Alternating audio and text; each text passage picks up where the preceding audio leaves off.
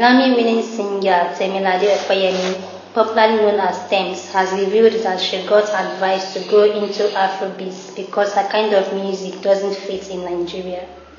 The music star, however, stated that she was prepared to die for R&B because it was the only way she felt her message could be let out.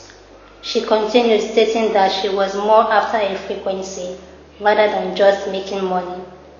Tems said this in an interview with superstar rapper Kendrick Lamar on Interview magazine.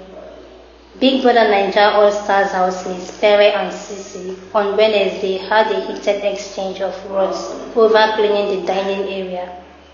It all started when housemates were complaining after the morning workout that only Pere cleaned the dining area.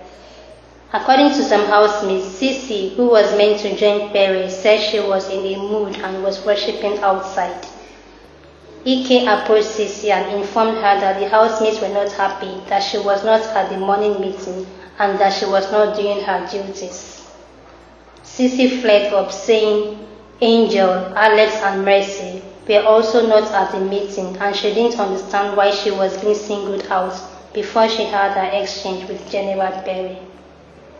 What's your favorite Tems song?